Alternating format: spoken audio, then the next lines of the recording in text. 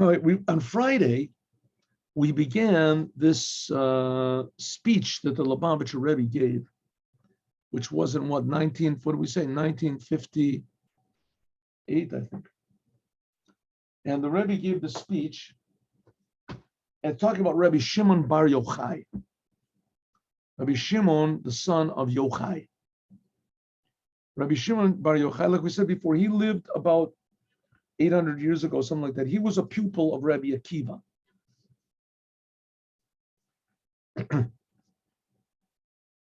Pupil of Rabbi Akiva. Now, interestingly enough, and we're not going to talk about this here, we're going to talk about it, God willing, we'll finish this, we'll do another speech of the Rebbe. Rabbi Akiva, in the 49 days, well, it's not exactly clear when it was, but in any case, there were 33 days between Passover and Shavuot that the pupils of Rabbi Akiva, 24,000 of them died. Terrible tragedy. We'll talk about that later. But anyway, one of the few that was left was Rabbi Shimon Bar Yochai. He was a pupil. Rabbi Shimon Bar Yochai, Rabbi Meir. Today, by the way, I think is the Yortzeit, is the day of the passing away of Rabbi Meir. Rabbi Meir Baal HaNes. And these people were told, tremendously holy people, they had the power to raise the dead. We'll see a miracle that he made. Rabbi Shimon. As he wrote this book, the Zohar, and the whole purpose of the Zohar is to reveal the secrets of the Torah. Without the Zohar, the secrets of the Torah just is just another religious book like all the other books.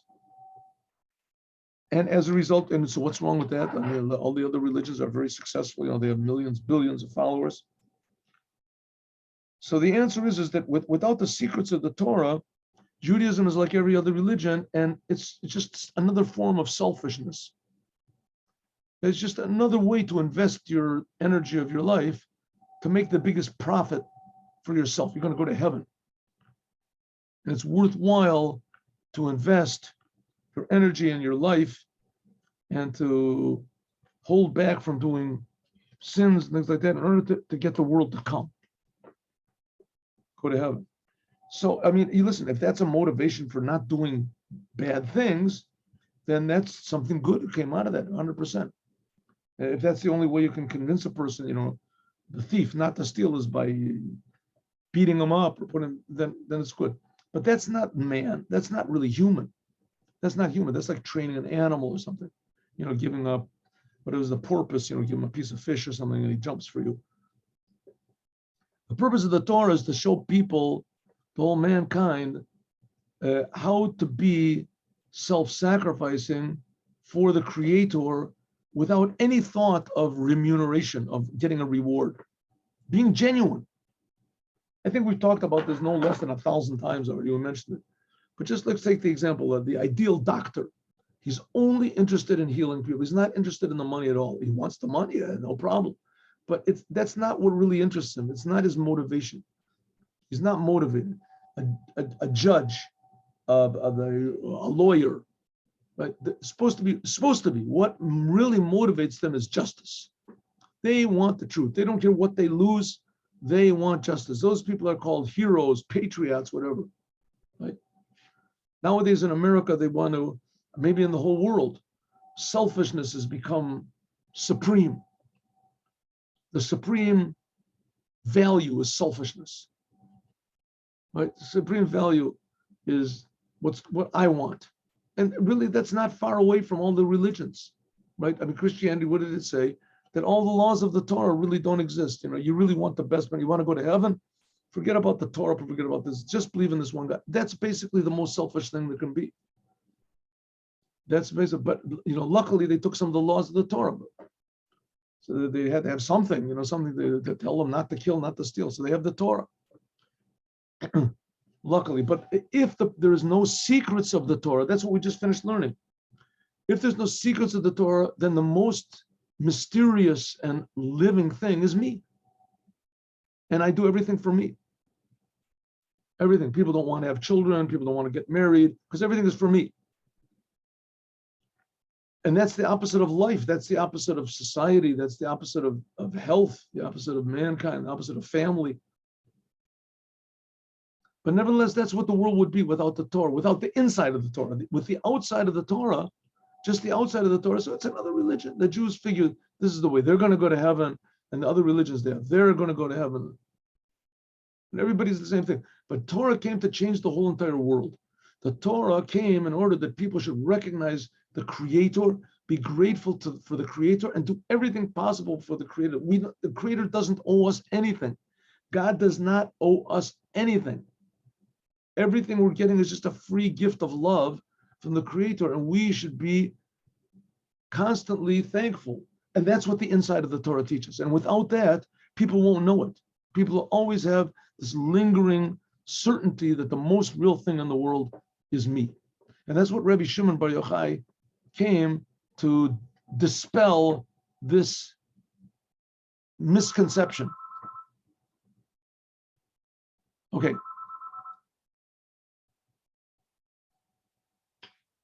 So it says that the Arizal had the Rabbi Yitzchak Luria. He lived like 400 years ago. He had a pupil. They were holy people, and he had a pupil that used to mourn for the destruction of the temple every day, even on the holidays. He would mourn. He would say this mourning prayer of mourning, and he went up to Meron and Lag Bomer. He said this prayer.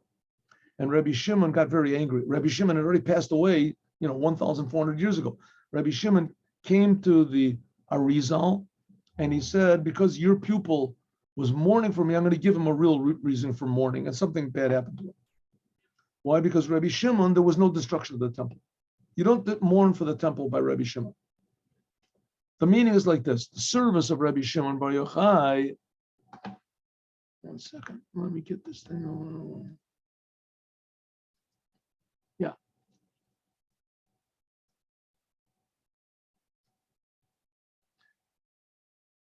The service of Rabbi Shimon Bar Yochai was to draw down the inside of the Torah, the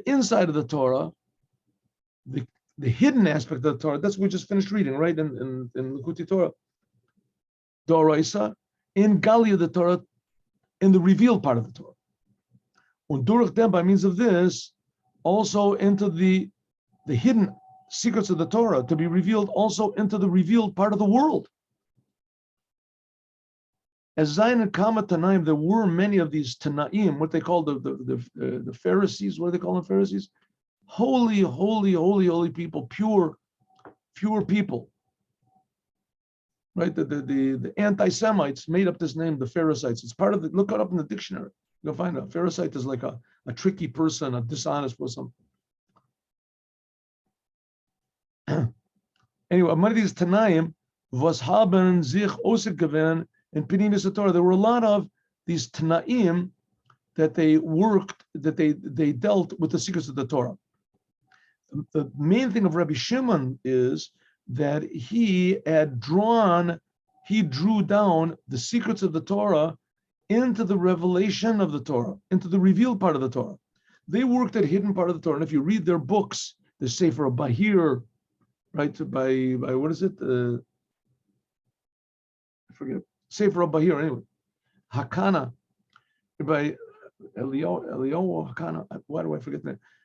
Anyway, the Sefer Bahir, there's other books also that are Kabbalah, and if you read them, it remains Kabbalah. You just don't understand. Rabbi Shimon Bar Yochai, he brought the ideas of the inside of the Torah, the godliness of the Torah, into the revealed aspects of the Torah and into the world. Bibalt Erhat Mamshech, because he drew down the inside of the Torah, which is called the tree of life, in a revealed way into the world. This is something like what's going to be La'atid, in the days of the Moshiach, when we're going to see godliness in every detail of the world. Is Dach B'Mela, so therefore it's not relevant. And the whole idea of exile.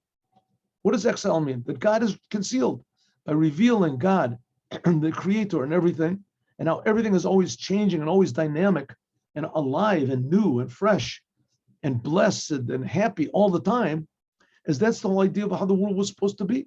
That we feel all the time our obligation to the creator of the universe to make the world a better place.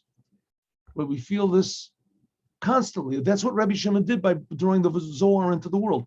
Dermit, according to this, now we can understand a very interesting story in the Midrash. It says that one of the pupils of Rabbi Shimon Bar Yochai had a vekge foreign. He went away, he traveled away into another place, and he became very rich. Then their Talmud is zugekumen. When that pupil came back, as haben the andere Talmidim, the other pupils, chalishes adas. The other pupils, they became, how do you say, of Rabbi Shimon, they thought, listen, why can't we have all this money? We're not going to, what's wrong with having money? God promises that you're going to be rich and you're going to do, why shouldn't we have riches? What's wrong with that? We'll still learn Torah. Hadze Rabbi Shimon, avek gefirt. He led them in a bika, to a big valley. Like their Girsa, it says, in Tanchuma, it says this is given some sort of a valley which was near Miron. Miron, that's where he's buried. In any case, Rabbi Shimon, the RASHB'Y is Har Navo. In Miron, that's where Rabbi Shimon passed away. There's Moses, it says, is buried on a place called Har Navo, and Rabbi Shimon is buried in Miron. Unhad gesagt, and he said, so he took all of his pupils. How many pupils did he have? I don't know, 100 pupils, whatever. He took them to the 50 pupils. He took them to this big valley. And they were standing, what are you trying to show us? So he said, Bika Tamalei Dinar Zav. He said, valley, fill up with coins of gold. Bishad the Bika is full given mit Dinar Zav, and it filled up. All of a sudden they heard jingle, jingle, jingle, jingle, jingle, jingle, and they looked and they saw there was billions and billions of golden coins. Now, in those days, you didn't have to have necessarily a face of anybody on the coin. The coin was a coin. Maybe it had ridges around it so you wouldn't wear it down or something like that. I don't know. However it was, genuine gold coins fell from heaven into this valley, filled it up. No. Hater Gazakti said to the Talmud, to the pupils, as yeder einer, that any person, anyone could take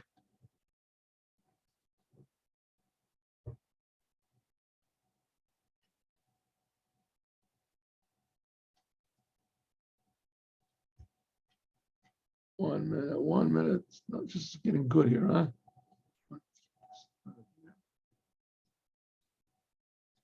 I have to get rid of this thing. 1 second. How do I do this? My precious thing. I gotta get rid of. There you go. Terrible.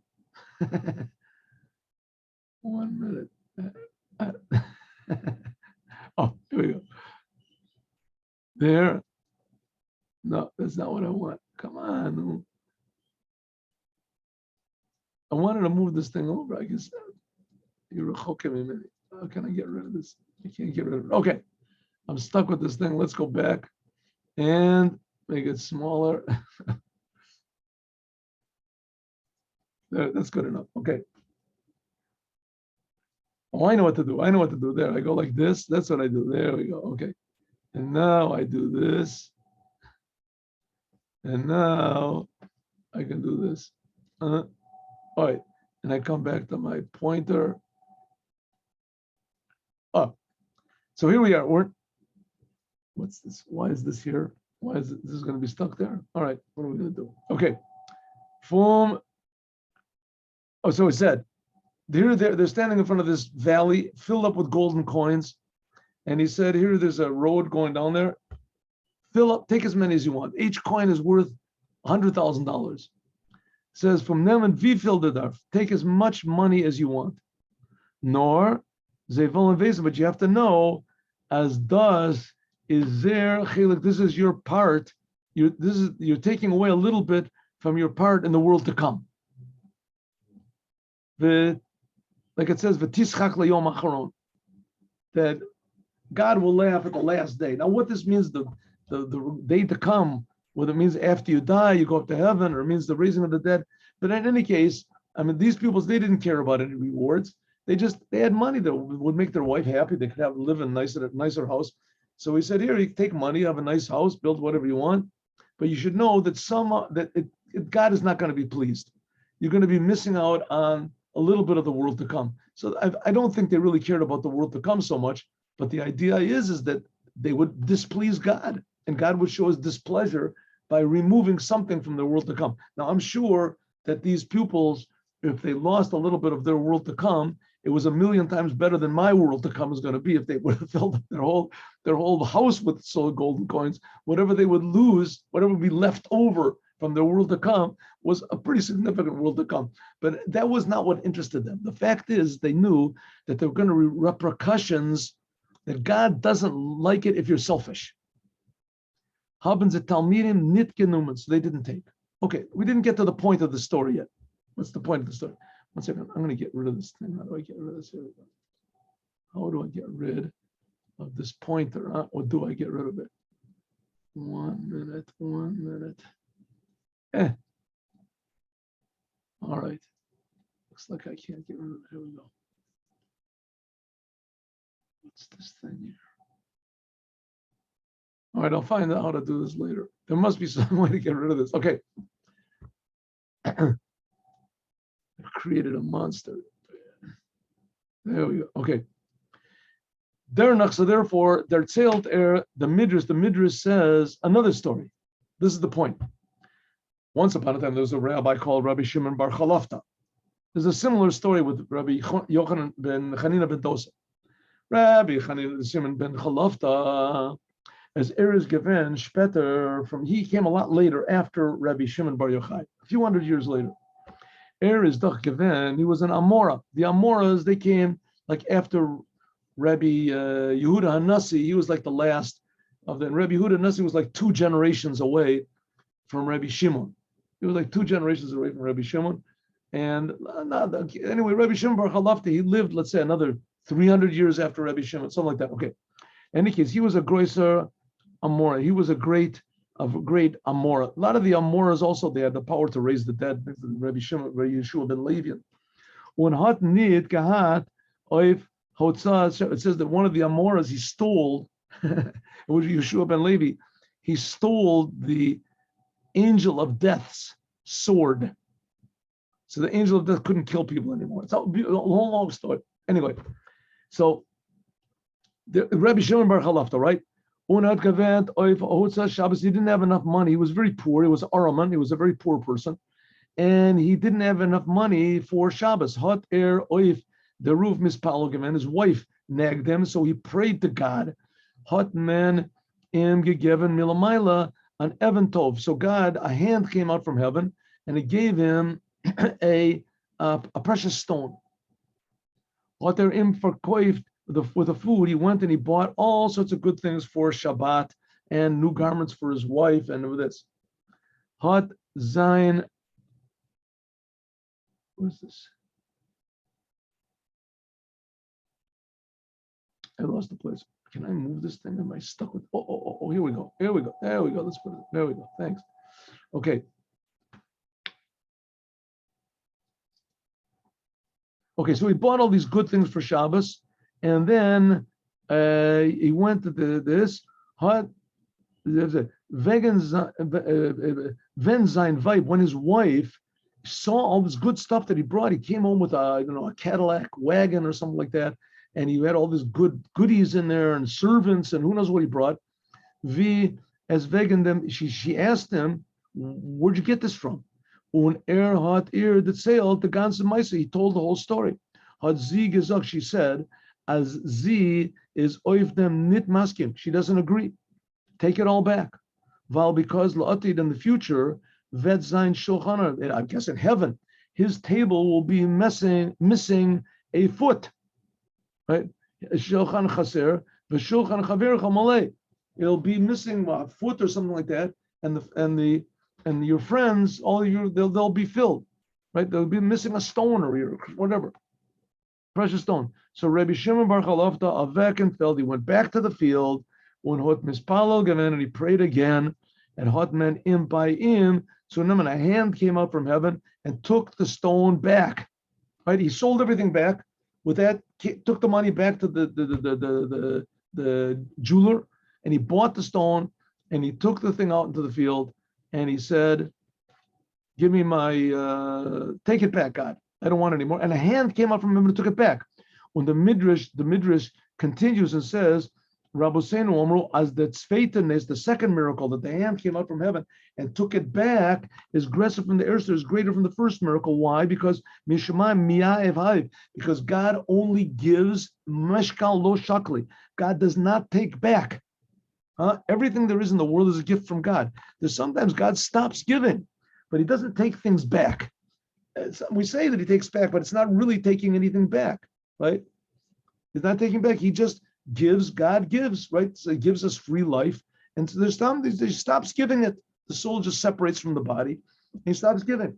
But for a hand to actually come out from heaven and actually take back the thing, this is very unusual. This is the bigger, second miracle is bigger than the first. Says the Rebbe, okay, how does this relate to the thing with Rabbi Shimon filling the valley with golden coins? Dartman, we have to understand, for what said man gesagt, Godel Nesa Achron, why is the second miracle better? Or if then Shpeta de Kamaisa on the Rabbi Shimon Bar Chalafta, why did it say by Rabbi Shimon Bar Chalafta that taking back the diamond was a bigger miracle than the first one? Why do we say it by him? Why didn't we say it earlier? That the story that happened with Rabbi Shimon, which was like 400 years, who knows, 300 years before, by Rabbi Shimon Bar Yochai. I mean, that there was no, after that story, there was no valley filled with gold coins. There's by Maisa mit RASHB'Y by Rabbi Shimon Bar Yochai, and his pupils hadn't gesagt as the Zevil nit nemen. They said they didn't want to take the coins. Had mer doch zicher, for sure the golden coins went back to heaven. So it should have said that the second miracle, why didn't it say that by Rabbi Shimon? The second miracle is bigger than the first. Why didn't it say it by him? It said it by Rabbi Shimon Bar Chalafta. So it must be an important thing to tell us that the second miracle is better than the first. Why didn't it say by Rabbi Shimon that the second miracle is better than the first? And in fact, it was bigger than the first. The fact that God took the coins back is a bigger miracle than that he gave it. Why didn't it say it by Rabbi Shimon Bar Yochai?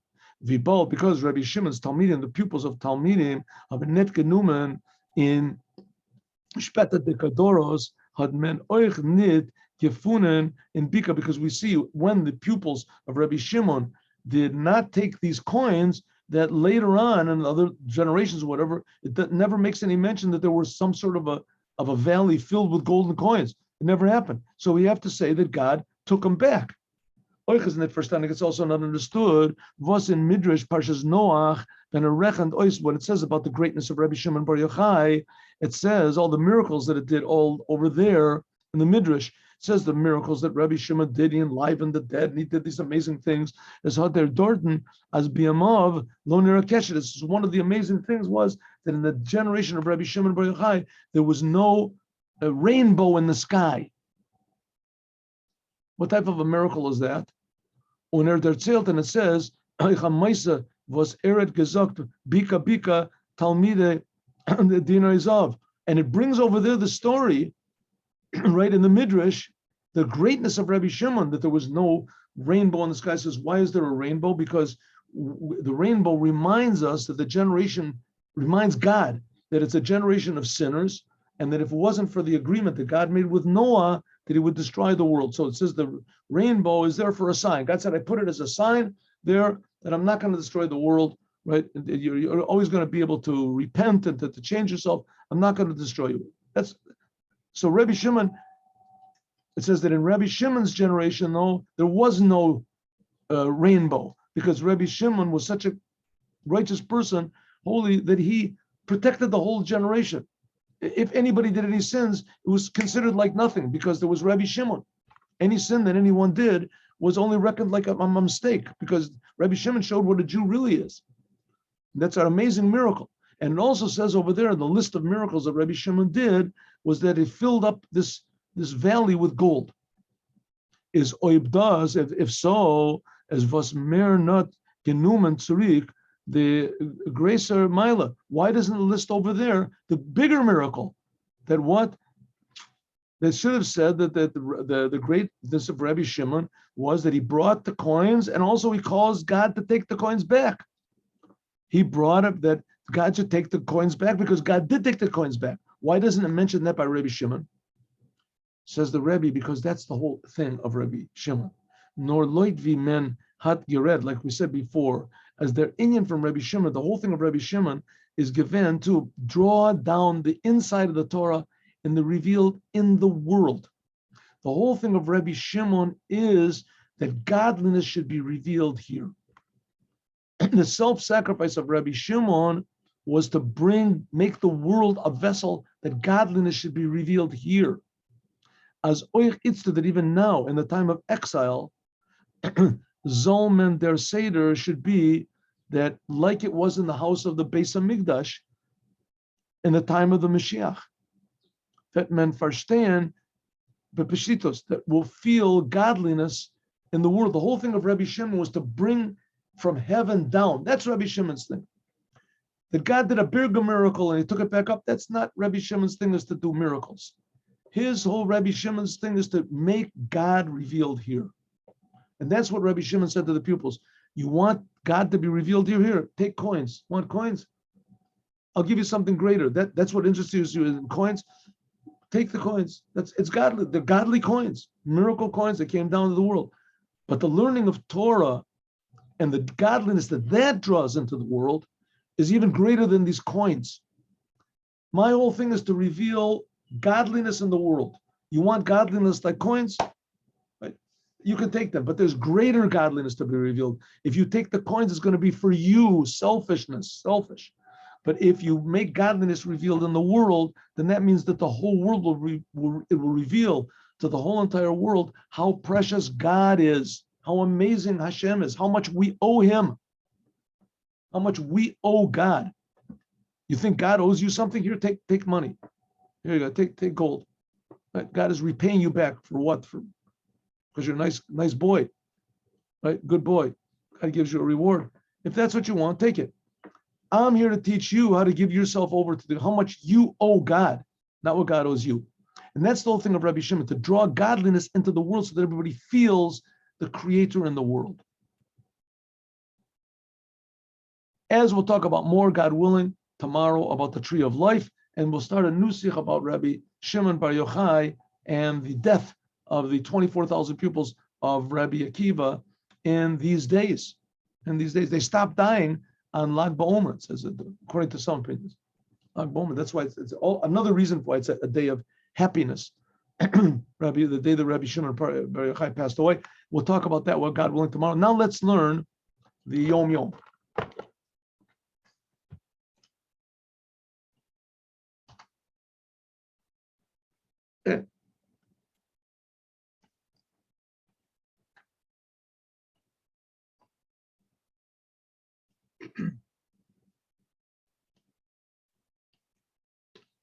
Pesach Sheni. Today is Pesach Sheni.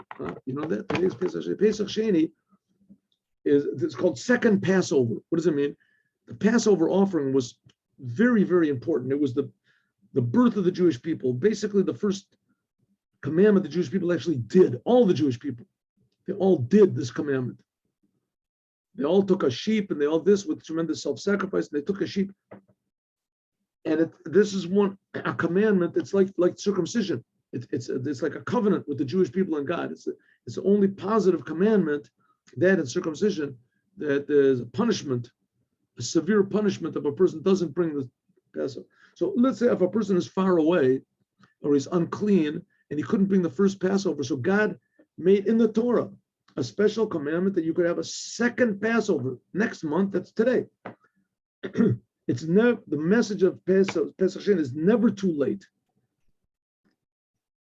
In Passover, you had 1 month, but the Rebbe is saying that you have your whole life. It's always possible to correct things. Even if one was impure or one was far away, and even if it's pure, person is intentionally far away.